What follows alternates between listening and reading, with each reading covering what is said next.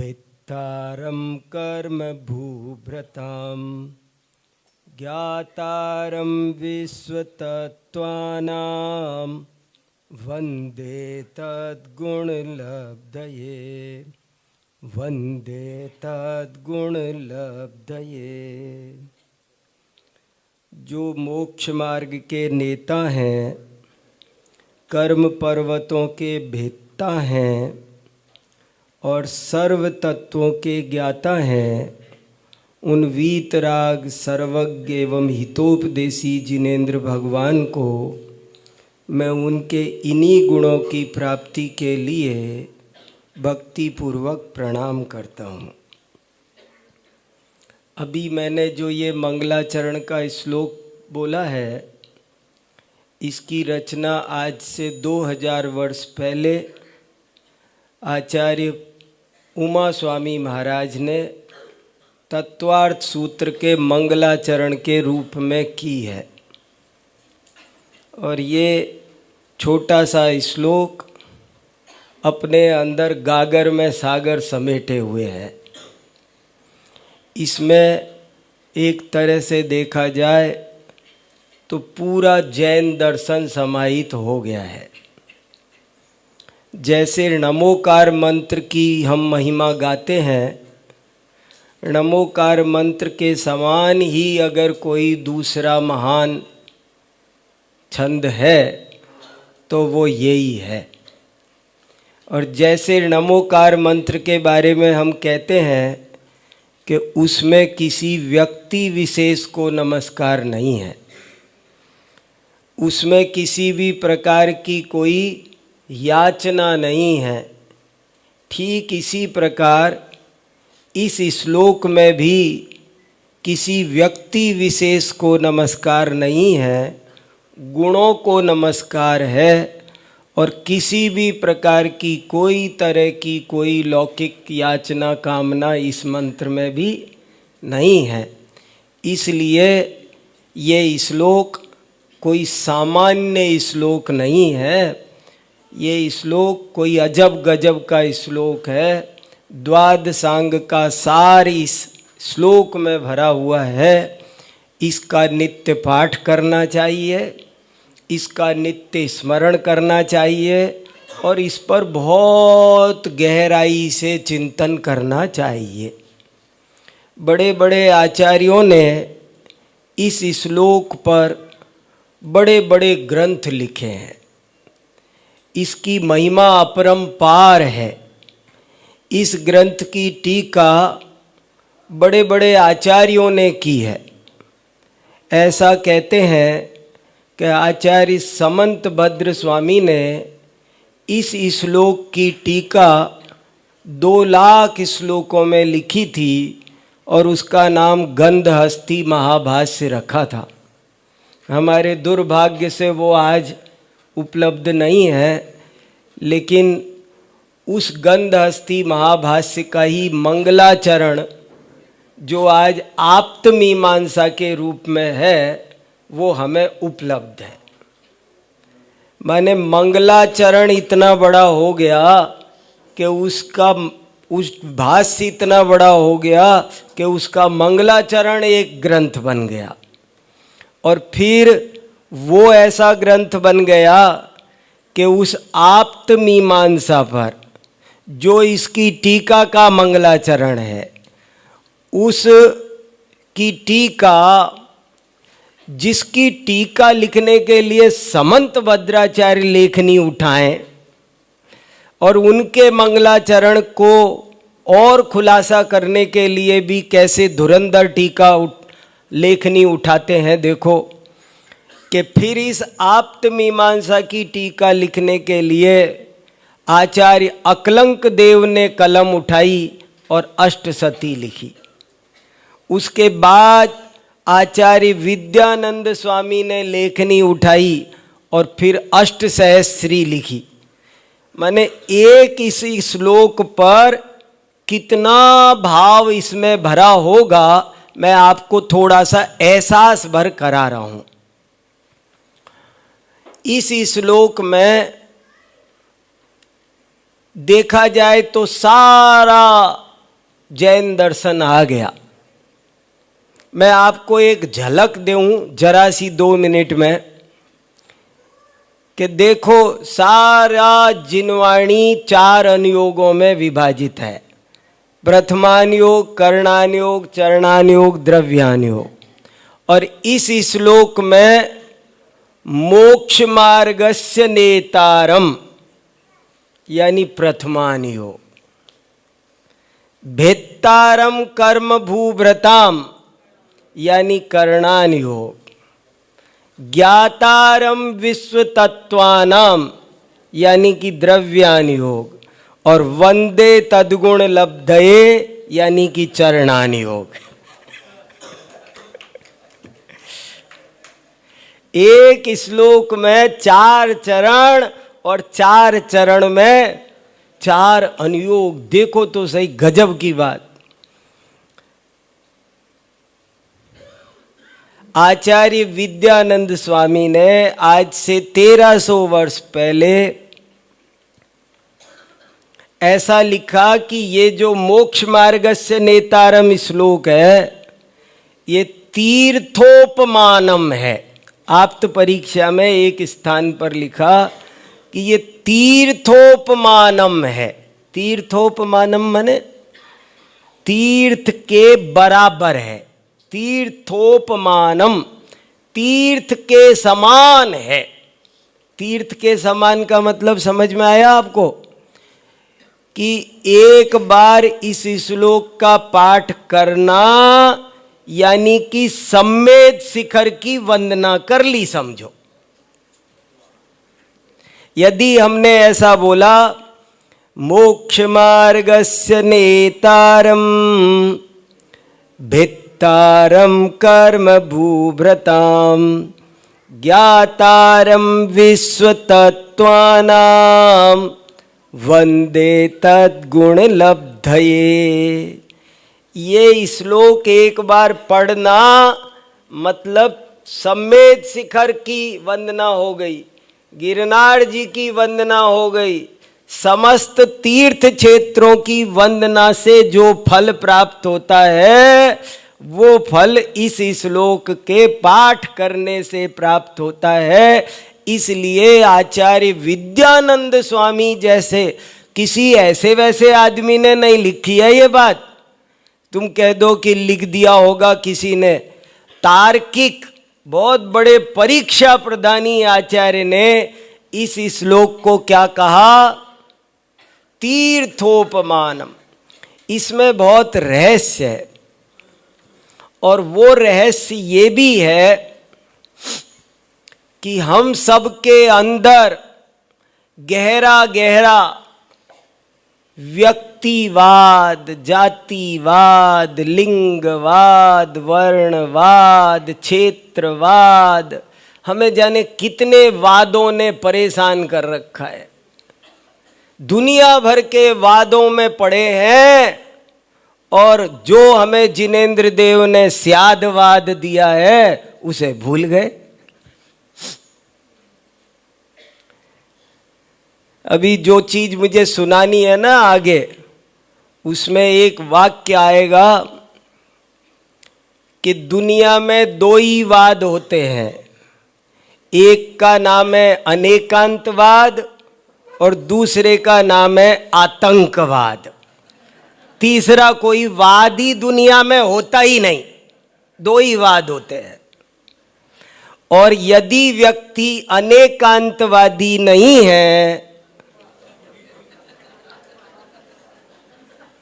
तो वो गारंटी से आतंकवादी है। तीसरा कोई विकल्प नहीं है। परद्रव्यों को अपनी इच्छानुसार परिणमन कराने की भावना, इसी का नाम आतंकवाद है। महामोहातंक। मोह का ही नाम तो आतंकवाद है। और आचार्य उमा स्वामी महाराज का ये श्लोक हमको इस आतंकवाद से मुक्त करता है। जैन दर्शन की ये बहुत बड़ी विशेषता जिस दिन हमें समझ में आएगी उस दिन हम निहाल हो जाएंगे। जैन दर्शन आपको बांधता नहीं है, आपको कहता है बार बार। जैन दर्शन चीख चीख के चिल्ला चिल्ला के सब तीर्थंकरों ने पूरे विश्व में दुंदुभी बजाई। वत्थु सहाओ धम्मो, धर्म वस्तु के स्वभाव का नाम है। मेरा तेरा इसका उसका नाम का नहीं, व्यक्ति का नहीं, वस्तु के स्वभाव का नाम धर्म है। हिंदू, मुस्लिम, सिख, ईसाई, ये बहुत ही सार्वभौमिक, सार्वजनिक, ये बिना किसी दायरों का धर्म है। ये दायरों में बंधा हुआ धर्म नहीं है, ये समस्त दायरों से ऊपर उठा हुआ धर्म है। जैसे मैं आपसे पूछूं सूरज क्या है, हिंदू की मुसलमान? चंद्रमा क्या है? गंगा क्या है? गंगा नदी हिंदू है कि मुसलमान है? गंगा नदी के घाट पर शेर आओ चाहे गाय आओ, वो गाय को ये नहीं कहती कि वेलकम, शेर को ये नहीं बोलती कि गो आउट, दोनों को प्यार से पानी पिलाती है, दोनों की प्यास बुझाती है। ऐसे ही ये जिनवाणी माता सूरज ये भेदभाव नहीं करता कि ये मकान हिंदू का है, ये मुसलमान का है, ये गरीब का है, ये अमीर का है, ये पंडित जी का है। नहीं, वो बिना किसी भेदभाव के सब जगह से अंधेरा मिटाता है, सब जगह प्रकाश फैलाता है। ऐसे ही वस्तु का स्वभाव है। वस्तु का स्वभाव किसी पंथ दायरे में बंधा हुआ, ये तो वस्तु का स्वरूप है। ये कोई पंथ और संप्रदाय, जैन दर्शन तो जीवन जीने की कला का नाम जैन दर्शन है, ये किसी पंथ और संप्रदाय का नाम नहीं है। दुनिया के सारे दर्शन व्यक्ति पर, ग्रंथ पर टिके हैं। बुद्ध को माने तो बौद्ध, शिव को माने तो शैव, ईसा को माने तो ईसाई, मगर जैन, जिन को माने सो जैन। और जिन माने क्या? जिन माने कोई व्यक्ति विशेष का नाम जिन नहीं। हमारे आचार्यों ने जैसा ये मैं आपको ये बता रहा हूं कि जैन दर्शन की मूल धारा ऐसी है। हमारे यहाँ भी शास्त्रों में क्वचित कदाचित नाम लेकर मंगलाचरण मिल जाएंगे, मैं उनका निषेध नहीं कर रहा हूं, तथापि हमारे यहाँ जिसको महत्व ज्यादा दिया गया है वो ये तरीका है। हमारे यहाँ औरों की तरह श्री महावीराय नमः नहीं लिखते, श्री वीतरागाय नमः। आपने देखा होगा कहीं हमको कहीं लिखना पड़े तो हम आदिनाथाय नमः, महावीराय नमः, नेमिनाथाय पार्श्वनाथाय नमः लिखने की बजाय हम वीतरागाय नमः लिखना प्रेफर करते हैं। क्यों? कि उसमें सब आ गए ना बाबा। हमको हमारे 24 तीर्थंकरों की स्तुति, 24 तीर्थंकरों की प्रतिमाएं, इतने मंदिर है और इतनी प्रतिमाएं हैं, जरा फर्क तो बताओ, क्या फर्क है? कोई फर्क नहीं, सब एक सी हैं। आप जरा सा पहचान के लिए चिन्ह बना हुआ है, सो भी दिखे तो दिखे, ना दिखे तो यूं यूं करते रहो, दिखे ही नहीं, ना दिखे तो मत दिखने दो। दिख के तुम्हें परेशानी होने वाली है, तुम शांति से रहने वाले नहीं हो। ना दिखे वही बढ़िया है। जिन प्रतिमा है इतना ही पर्याप्त है।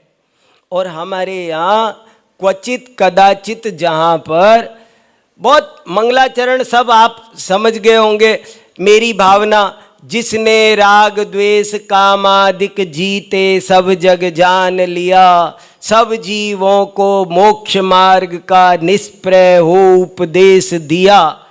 सब आ गया। अब बुद्ध वीर जिन हरि हर ब्रह्मा, या उसको स्वाधीन कहो, भक्ति भाव से प्रेरित हो यह चित्त उसी में लीन। हम नाम पर नहीं जाते, हमारे यहाँ सैकड़ों श्लोक बार बार आए हैं। भव बीजांकुर जननाहा रागाद्याक्षयमुपगता यस्य ब्रह्मा वा विष्णुर्वा हरो जिनो वा नमस्तस्मै। जिसने राग द्वेष का अभाव किया, जो सर्वज्ञ हुआ, मैं उसका नाम कुछ भी हो, बुद्ध वीर हरि हर ब्रह्मा, और ऊपर से स्वाधीन, तुम्हारी मर्जी है जो कहो, रमेश सुरेश दिनेश गणेश जो कहना कहो। हमें नाम में कुछ मतलब नहीं है, हमें गुणों से मतलब है। और कहीं पर मंगलाचरण नाम लेके किया भी होगा तो उसकी भी टीकाकारों ने व्याख्या कर ली, माने नहीं। जैसे रत्नकरंड श्रावकाचार्य में लिखा नमः श्री वर्धमानाय, तो कर दिया ने श्री वर्धमान को नमस्कार 24वें तीर्थंकर को। बोले टीकाकारों ने ले ली खबर, उन्होंने टीका, प्रभाचंद्राचार्य ने इस श्लोक की टीका लिखी तो कहा श्री वर्धमान का क्या मतलब और उन्होंने अर्थ किया कि श्री वर्धमान का अर्थ सभी वीतराग सर्वज्ञ। बताओ, वो फिर खत्म किया। व्यक्तिवाद को प्रश्रय नहीं मिला। आज हमारे देश में धर्मानुयायियों में बहुत व्यक्तिवाद छाया हुआ है। हम इस ग्रुप के हैं, हम उस ग्रुप के हैं, हम इस ग्रुप के हैं, हम इसकी माला लटकाते, हम उसकी माला लटकाते, इसका बिल्ला उसका बिल्ला, ये उनके पास नहीं जाते, वो इनके पास नहीं जाते। क्या है ये? और जैन दर्शन कैसा है? इसलिए ये एक बहुत ही ऊंचा श्लोक है। मोक्ष मार्गस्य नेतारम भेत्तारम कर्म भूभृताम ज्ञातारम विश्व तत्वानाम वंदे तद्गुण लब्धये। तीर्थोपमानम ये श्लोक है और मैं इसके माध्यम से आपको ये कहना चाहता हूं कि जैसे हमने सुबह पुरुषार्थ सिद्धि उपाय के आधार से स्वाध्याय की प्रेरणा प्राप्त की, ऐसे ही मैं अभी थोड़ी देर में आपको एक दूसरे ग्रंथ के माध्यम से स्वाध्याय की प्रेरणा देना चाहता हूँ। ये जैन दर्शन की प्रकृति ऐसी है इसलिए आपको ये बताया। और जिस ग्रंथ के माध्यम से ये प्रेरणा देना चाहता हूँ उस ग्रंथ का नाम है स्वयंभू स्तोत्र। स्वयंभू स्तोत्र। इस स्वयंभू स्तोत्र की रचना आज से 1800 साल पहले आचार्य समंत भद्र स्वामी ने की है। आपको जिनवाणी में कई हिंदी के भी छोटे छोटे स्वयंभू स्तोत्र मिल जाएंगे। बूदरदास जी ने भी एक स्वयंभू स्तोत्र लिखा है, लेकिन उसका इससे कोई लेना देना नहीं है, वो इसका अनुवाद भी नहीं है। ये ओरिजिनल स्वयंभू स्तोत्र है जो सबसे पहले संस्कृत में लिखा गया है और इसमें कुल मिलाकर 143 श्लोक हैं। संस्कृत के श्लोक है और स्वयंभू स्तोत्र, स्तोत्र माने जिसमें स्तुति की गई हो उस रचना को स्तोत्र कहते हैं। और स्वयंभू, स्वयंभू माने क्या? तीर्थंकर स्तोत्र कह सकते थे, लेकिन ज्ञानियों की बात में कुछ बात भरी होती है। सुबह बताया ना, पुरुष स्वस्थ, ऐसे ही तीर्थंकर से भी ज्यादा सार गर्भित, अर्थ गर्भित शब्द है स्वयंभू। स्वयंभू शब्द में ही बहुत कुछ है। एक स्वयंभू को लेके बैठ जाओ तो केवल ज्ञान हो जाए। स्वयंभू, स्वयं भवतीति स्वयंभू। स्वयंभू शब्द का सामान्य पर्यायवाची अर्थ है तीर्थंकर। सभी तीर्थंकरों को स्वयंभू कहते हैं। क्यों कहते हैं? कि तीर्थंकरों का ऐसा ही नियोग है कि वे जीवन में जो कुछ होते हैं स्वयं भवती। हमको कोई पढ़ाता है, अगर मुझे मुनि बनना हो ना तो मुझे किन्हीं से दीक्षा लेनी होगी, जरूर कोई ना कोई गुरु होगा, वही मुझे दीक्षा दे सकता है। लेकिन तीर्थंकरों के साथ ऐसी बात नहीं है। तीर्थंकर तो बचपन में भी पढ़ते हैं तो कोई स्कूल नहीं जाते, कोई उनके पास में गुरु नहीं होता है, कोई उनको शिक्षा नहीं देता। और शिक्षा ही नहीं, दीक्षा जिसमें गुरु अनिवार्य होता है वो भी तीर्थंकरों को नहीं होता।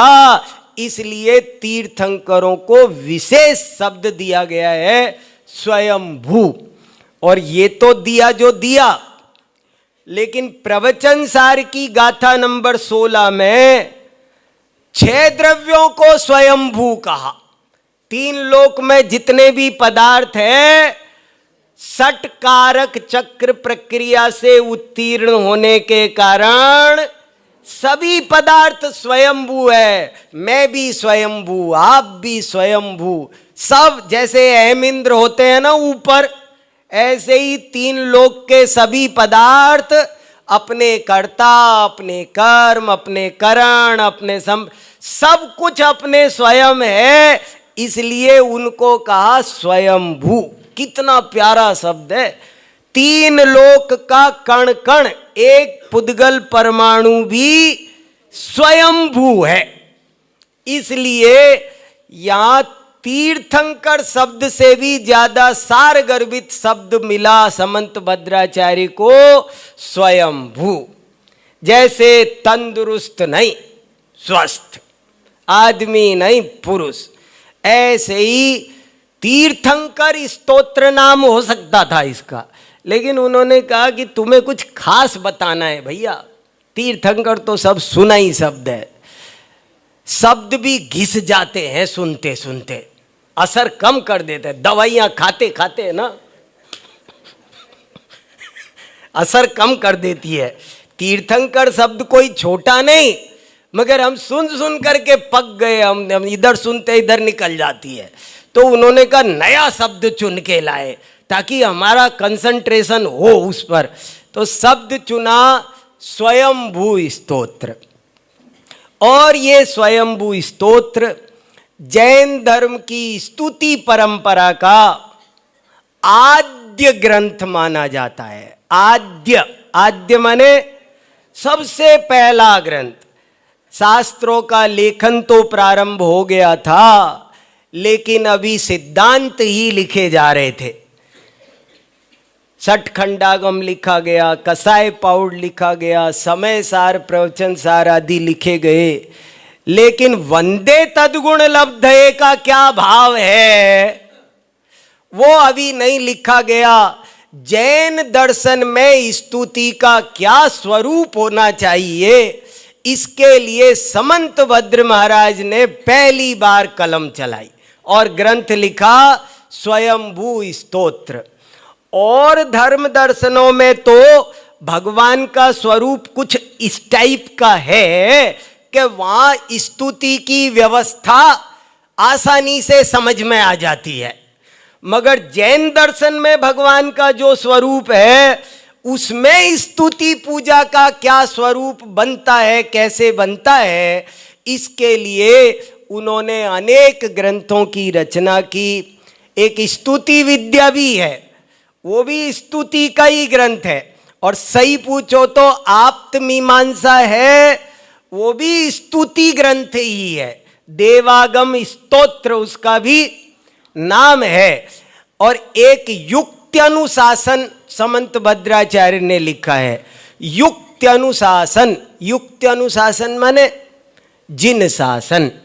युक्त्यनुशासन शब्द का अर्थ है ऐसा शासन जिस पर युक्ति का अनुशासन हो, वो युक्त्यनुशासन। युक्त्यनुशासन शब्द का मीनिंग है जिन शासन। तो वो भी वास्तव में स्तुति का ही ग्रंथ है। पहली बार समंत भद्र जैसे महान आचार्य ने स्तुति किसे कहते हैं, स्तोता क्या है, स्तुत्य क्या है, स्तुति का पूरा विधि विधान क्या है, ये सब इस ग्रंथ में 143 छंदों में खुलासा किया है। और बहुत ही बढ़िया पढ़ने लायक, स्वाध्याय करने लायक ग्रंथ है। अपने यहाँ से जो बड़े वृहद जिनवाणी संग्रह वगैरह छपे हैं उन सब में ये हिंदी पद्यानुवाद सहित छपा है। और इस पर भी प्रभाचंद्राचार्य ने संस्कृत में टीका भी लिखी है और इसका हिंदी अनुवाद भी कई विद्वानों ने, एक पंडित पन्नालाल जी ने, एक डॉक्टर उदय चंद जी सर्वदर्शनाचार्य ने, बहुत दो सुंदर अच्छी इसकी टीका लिखी है। पर ये स्वयंभू स्तोत्र, वृहत स्वयंभू स्तोत्र भी इसको कहते हैं। और ये ग्रंथ भी बहुत ही सुंदर स्वाध्याय करने लायक ग्रंथ है। इसमें क्या कहा गया है उसकी एक झलक थोड़ी आपको दिखाने की कोशिश करता हूं कि कैसे स्तुति की जाती है। जैन धर्म में स्तुति करने का क्या विधान है। तो मैं आपको ये बता रहा था, जो मंगलाचरण मैंने किया वो इसीलिए किया कि जैसे ये है ना, मोक्ष मार्गस्य नेतारम भेत्तारम कर्म भूभृताम ज्ञातारम विश्व तत्वानाम वंदे तद्गुण लब्धये। ये जैन दर्शन की भक्ति का मूल स्वर हमारा है। हम आज धीरे धीरे बहुत भटक गए, भटकते जा रहे हैं। और कितनी जगह तो ऐसी स्थिति है कि लोग सिनेमा की तर्जों पर जो प्रेमी प्रेमिका के भजन होते हैं, गीत गाने होते हैं, उन्हीं को भगवान के भजन बना बना करके दौड़े दौड़े आओगे। क्या मैंने मुनिवर भी है ना, एक दफे एक जगह बोला मुनि महाराज के लिए दौड़े दो, तो मैंने कहा भैया ईरिया समिति का क्या होगा।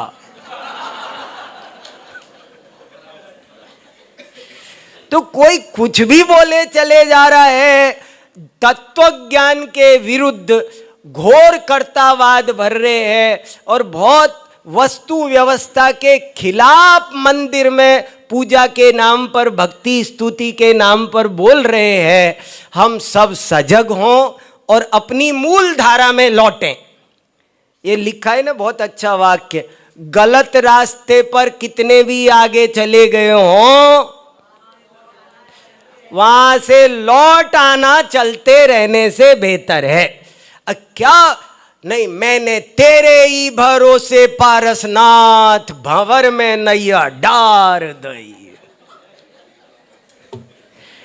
क्या क्या क्या क्या भक्ति स्तुति के नाम पर हमने कैसी बुरी हालत कर रखी है। वो सब तब होश आएगा जब एक बार स्वयंभू स्तोत्र पढ़ोगे, उसका हिंदी अनुवाद पढ़ोगे तो पता चलेगा स्तुति का क्या स्वरूप है। समंत भद्राचार्य ने 143 श्लोक लिखे हैं, वो आप भगवान के सामने पढ़ो, स्तुति है वो सारी की सारी। वो संस्कृत में न पढ़े जाएं तो उनका हिंदी पद्यानुवाद मौजूद है, वो पढ़ो। लेकिन वो पढ़ो तो आपको पता चलेगा स्तुति कैसे की जाती है। देखो उस स्तोत्र की कैसी प्रकृति है, क्या करता है वो स्तोत्र, कैसे स्तुति करता है। उस स्तोत्र में सारे 143 छंदों में कहीं पर भी ये नहीं लिखा आपको पता भी नहीं चलेगा कि ये कौन से भगवान की स्तुति चल रही है। 24 हर एक में 5-5 7-7 छंद है और आप पढ़ते चले जाओ तो आपको पता भी नहीं चलेगा ऋषभ देव की चल रही है कि अजित नाथ की क्योंकि सब एक सी स्तुति है, सब में कॉमन बातें हैं। और जरा इतनी सी बात, मुझे प्रवचन सार की गाथा 80 बहुत अच्छी लगती है, बहुत मार्मिक गाथा है। जो जान दी अरिहंतम दवत गुण तपजयतेहिम सो जान दी अपाणम मोखलु जादितसलयम। जो अरिहंत को द्रव्य गुण पर्याय से, इसको थोड़ा अंडरलाइन करो पूरे वाक्य में, ये यहां है पूरा बल, वजन इस पर है। जो अरिहंत को द्रव्य गुण पर्याय से जानता है वो अपनी आत्मा को जानता है और उसका मोह क्षय होता है। किससे जानता है, बस सारा दारो मदार इस पे है। मैं कहूं आप बाहुबली भगवान को जानते हो, बोले हाँ जानते, वही ना बेल वाले, तो तुमने किससे जाना? बेल से जाना। अरे बेल से मत जानो, द्रव्य गुण पर्याय से जानो। मैंने कहा तुम जानते हो पारसनाथ भगवान को? बोले वही फण वाले, तो तुमने फण से जाना। मैंने कहा जानते हो महावीर भगवान को? बोले वही सिद्धार्थ के लाला, त्रिशला के लाला, तो तुमने माँ बाप से जाना। नहीं, उसका मोह क्षय नहीं होगा जो मम्मी पापा से, बेलों से इतनी बढ़िया मूर्ति 5-5 किलो के तो कहानी होंगे अकेले, इतना बढ़िया पत्थर है, इतने ये नहीं लगी वो नहीं लगी। क्या पत्थर देखते हो? तुमको पत्थर दिखाई दे रहा है? अरे तुम्हें बाहुबली में आत्म बलि दिख जाए, ज्ञान बलि दिख जाए, ध्यान बलि दिख जाए तो बाहुबली के दर्शन है। जो अरिहंत भगवान को द्रव्य गुण पर्याय, ये द्रव्य गुण पर्याय से पर बहुत जोर है, अगर द्रव्य गुण पर्याय से जानोगे तो मोह क्षय होगा। तो पूरे के पूरे छंदों में, पूरे ग्रंथ में आप पढ़ते चले जाओ तो ऐसी स्तुति है। देखो कैसी स्तुति है, मैं आपको 2-4 छंदों का हिंदी अर्थ बोल के सुनाता हूं। हे जिनेंद्र भगवान, आपने हमको ये समझाया कि प्रत्येक वस्तु द्रव्य अपेक्षा नित्य है और पर्याय अपेक्षा अनित्य है, इस कारण मैं आपको भक्ति पूर्वक प्रणाम करता हूं। हो गया एक श्लोक। सारे 143 श्लोक सब के सब ऐसे ही है। हे भगवान, आपने मुझको ये बताया कि ये विश्व स्वयं परिणमनशील है, इसका कोई अन्य जगत का ईश्वर करता धरता नहीं है, मैं इसलिए आपको भक्ति पूर्वक प्रणाम करता हूं। हो गया दूसरा श्लोक। हे भगवान, आपने हमको एकांतवाद अर्थात आतंकवाद से बचाया और हमें अनेकांतवाद का अमृत पिलाया, इसलिए मैं आपको भक्ति पूर्वक प्रणाम करता हूं। हे जिनेंद्र भगवान, आपने हमको ये बताया कि अलंग शक्तिर भवितव्यतेयम, कि हे भगवान ये भवितव्यता अलंग्य है, ये आपने मुझे बताया, मैं इसलिए आपको भक्ति पूर्वक प्रणाम कर। पूरे 143 श्लोक का ड्राफ्ट यही है, बीच में डॉट डॉट छोड़ दो। हे जिनेंद्र देव यहां से शुरू होता है और इसलिए मैं प्रणाम कर, क्योंकि आपने ये बताया, क्योंकि आपने ये बताया, क्योंकि माने स्तुति क्या है, उसमें पूरे के पूरे सिद्धांत भरे हुए हैं। बाह्येतरोपाधि समग्रतेयम कार्येषु ते द्रव्यगत स्वभाव। हे भगवान, आपने ये बताया कि समस्त कार्य बाह्येतर उपाधि बाह्याभ्यंतर सामग्री के मिलने से होते हैं, इसलिए मैं आपको प्रणाम करता हूं। ऐसी ऐसी बातें सारे में सिद्धांति, और कहीं पर भी ये नहीं है कि आप मेरा भला कर देना, मुझे रुपए पैसे दे देना, मेरा बिजनेस बढ़िया चलना चाहिए, बच्चे होने चाहिए, नौकरी मिलनी चाहिए, ये होना चाहिए, वो पूरी स्तुति। और ये हमारा जैन दर्शन का मूल स्वर है। ये सारी जैन समाज को, जैन धर्म के सारे अनुयायियों को ये बात समझनी जरूरी है। क्या स्तुति का तरीका होता है। एक बड़ा सुंदर श्लोक है मैं इस श्लोक इसका पाठ करता रहता हूं, पूरे का ही खूब याद ही होगा पूरा ही। न शीतलाश्चंदन चंद्र रश्मयः न गांगमंबो न चहारयष्टयः यथा मुनेस्ते नगवाक्य रश्मयः समाम्बुगर्भा शिशिरा विपश्चिताम। ये शीतलनाथ भगवान की स्तुति है। जरा सा हिंट, बस नाम शीतल आया है, बाकी कोई शीतलनाथ कुछ नहीं है इसमें।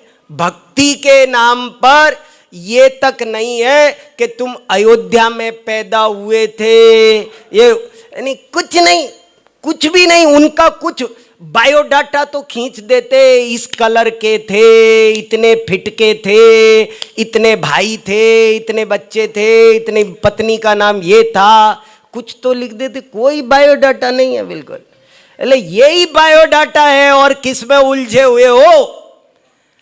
हम और चीजों में बहुत उलझे हैं। हम क्या क्या जानना चाहते हैं पता नहीं। बल्ब का आविष्कार किसने किया था, क्या नाम था? Thomas Edison. थॉमस एडिसन से कोई पूछता था कि आपकी डेट ऑफ बर्थ क्या, आपका एड्रेस क्या, तो जेब में से आई कार्ड निकाल के मेरी डेट ऑफ बर्थ वो देख के बताता था। बोले मुझे याद नहीं है, मैं नहीं याद रखता।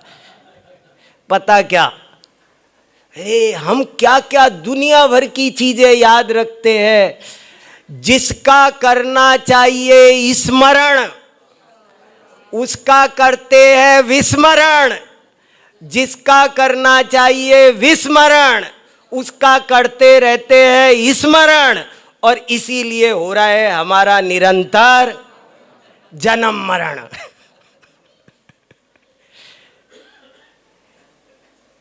कहां ध्यान देना चाहिए? पूरे स्तोत्र में देखो उन्होंने कहां ही ध्यान दिया। पूरे स्तोत्र में 24 तीर्थंकरों की स्तुति हो गई, मगर इधर उधर ध्यान नहीं दिया, मूल मुद्दे पे ध्यान दिया। तो इस श्लोक सुना रहा था मैं आपको शीतलनाथ भगवान की स्तुति में से।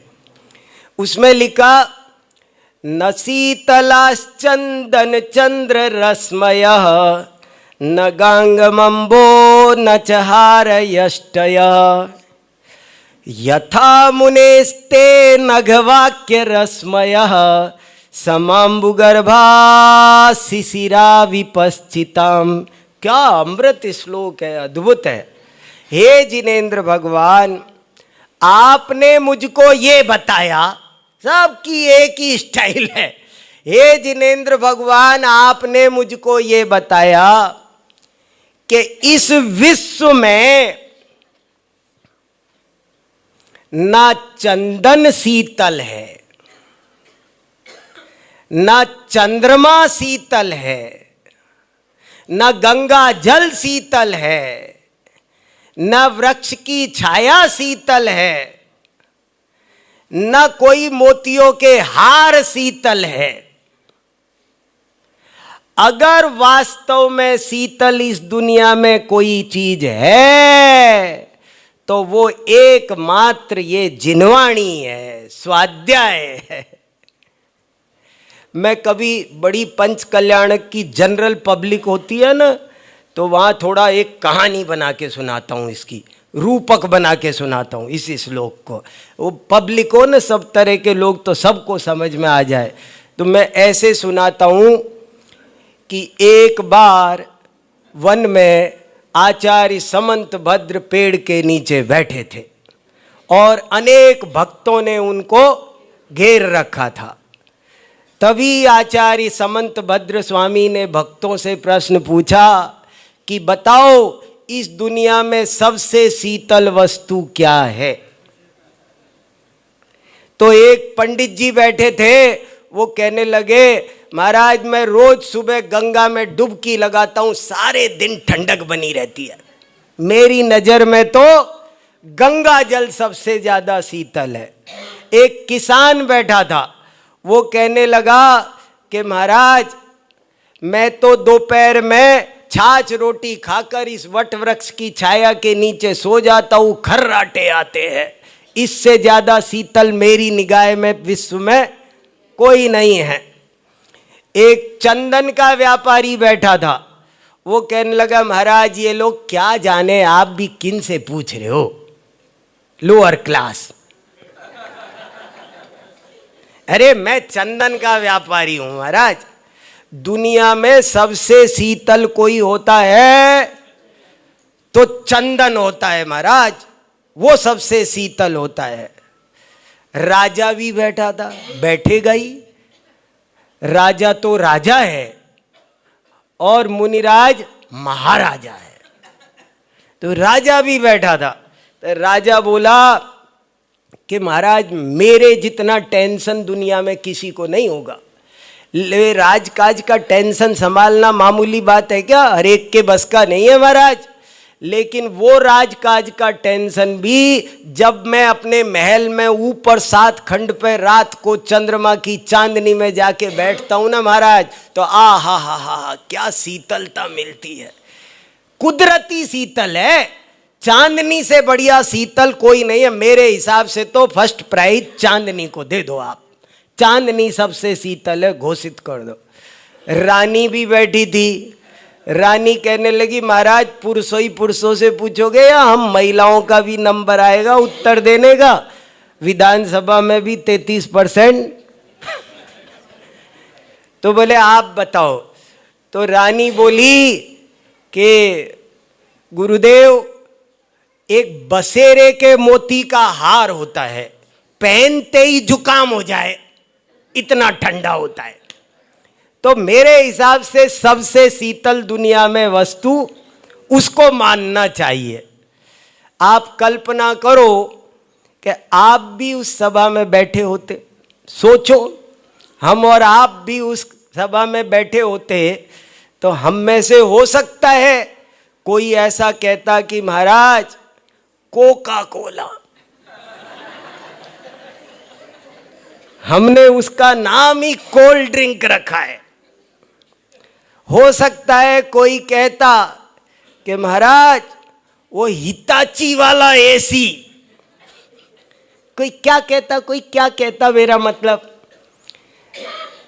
तभी वहां पर एक छुल्लक महाराज जी बैठे थे और वो छुल्लक महाराज जी कहने लगा गुरुदेव आज्ञा हो तो मैं भी कुछ निवेदन करना चाहता हूं। बोले बोलो। तो छुल्लक जी ने कहा, अब ये सुनो ध्यान देने की बात।